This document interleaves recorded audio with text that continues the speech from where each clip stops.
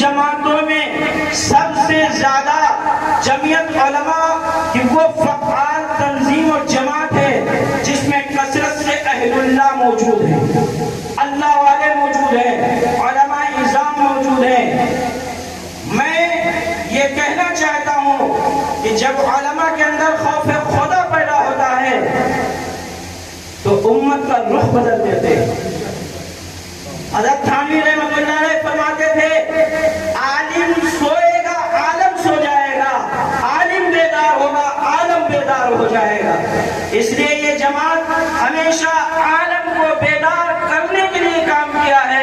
اس کے لیے سب سے پہلے اگر ہم بیداری لائیں گے تو ہماری ذمہ داری ہے کہ ہم سب سے پہلے نماز کا اہتمام کریں گے انشاءاللہ، نماز کا اہتمام کریں گے۔ نمبر 2، ہم اللہ کا ذکر کریں گے۔ اگر اللہ کا ذکر کریں گے ہمارے دل مطمئن رہیں گے۔ تیسری چیز یہ ہے کہ ہم نبی کریم صلی اللہ علیہ وسلم کی ذات اقدس پہ ان کے لیے ہم ایک درود شریف کی تصویر روزانہ پڑھیں گے۔ تیسری چیز چوتھی چیز یہ ہے کہ ہم روزانہ اپنے والدین کی خدمت کریں گے۔ یاد رکھو بڑی کڑوی حقیقت ہے، جو اپنے والدین کا نہیں ہوگا وہ کسی کا نہیں ہو سکتا۔ جو اپنے والدین کا مطیع اور فرما بردار نہیں ہوگا وہ اللہ اور اس کے رسول کا بھی مطیع اور فرما بردار نہیں ہو سکتا ہے۔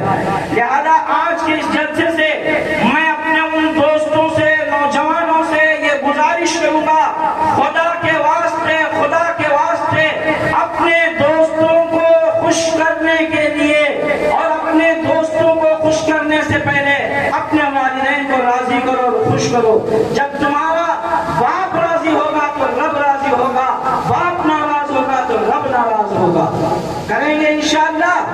اور اس کے بعد میں تمام نوجوانوں سے جو اس مجمع میں بیٹھے ہوئے ہیں کہیے تو ہاتھ جوڑ کے گزارش کروں یا اپنے لفظوں سے گزارش کروں، وہ یہ ہے کہ خدا کے واسطے اپنی نیند کو کم کر دو۔ صبح کے وقت ہمارا نوجوان مسلمان آدھا دھند صبح سوتا رہتا ہے، نماز تو جانے دو 9 بجے 10 بجے تک سوتا رہتا ہے۔ یہ کس کی نیند سو رہے ہو؟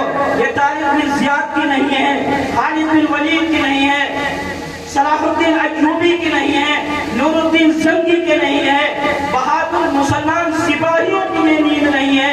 اللہ کے سپاہی روزانہ دن میں اپنا کام کرتے تھے اور رات میں مصلی پہ کھڑے ہوتے تھے، اللہ سے مانگتے تھے، اللہ ان کی جو ہے ضروریات کا غیب سے تکفل فرما دیتا تھا۔ لہذا نوجوانوں اپنے وقت کو موبائل میں صرف مت کرو، خدا کے واسطے کنٹرول کرو اور اپنی نیند سے بیدار ہو جاؤ۔ انشاءاللہ ہمارے قصبہ نہیں بلکہ قرب جوار کی قسمت کے فیصلے بدل جائیں گے انشاءاللہ۔ یہ کرنے کی چیز ہے۔ دوسری چیز یہ ہے کہ آپ کو اللہ نے نوجوان بنایا ہے، نوجوانوں کی عبادت اللہ کو بہت پسند اور محبوب ہوتی ہے۔ بوڑھے آدمی تو بیچارے مجبور ہیں اللہ اللہ کرنے کے لیے۔ کسی شاعر نے کہا ہے کہ اگر بوڑھا بھیڑیا شکار کرنے سے توبہ کر لے تو یہ اس کا کوئی توبہ نہیں ہے، یہ اس کی توبہ نہیں ہے، اس کی مجبوری ہے کہ اس کے منہ دانت نہیں ہیں، پنجے کمزور ہو گئے ہیں، جسم میں خون نہیں ہے، اس کی اس کی چمڑی ادھر رہی ہے، اس کا جسم نہیں پر کمزور ہو گیا ہے، وہ شکار نہیں کر سکتا ہے، اس وجہ سے اپنی جگہ پر بیٹھا ہے۔ بوڑھا بزرگ ہے اپنی جگہ پر، اللہ نے تمہیں نوجوانی دی ہے، تم یوسف علیہ السلام کے نقش قدم پر آؤ، تم صحابہ کرام کے نقش قدم پر آؤ، تم حضرت حنظلہ کے نقش قدم پر آؤ، اپنا ترہ امتیاز بناؤ۔ تیسری چیز، آخری چیز اور میں کہہ رہا ہوں کہ اپنی مذاقتہ درست کرو۔ ہمارے وہ نوجوان جو اپنے آپ کو مسلمان کہتے ہیں، عبد الرحمن کہتے ہیں، ابو بکر کہتے ہیں، عثمان اور علی ان کے نام ہیں، ان کے سروں پر چوٹی نظر آ رہی ہے، یہ کس کا طریقہ اختیار کر رہے ہیں؟ جناب محمد رسول اللہ صلی اللہ علیہ وسلم کا یہ طریقہ نہیں ہے۔ ہماری وضاقتہ اور ہماری شکل و شباہت جب محمد رسول اللہ صلی اللہ علیہ وسلم کی سیرت اور صورت اور صحابہ کرام کی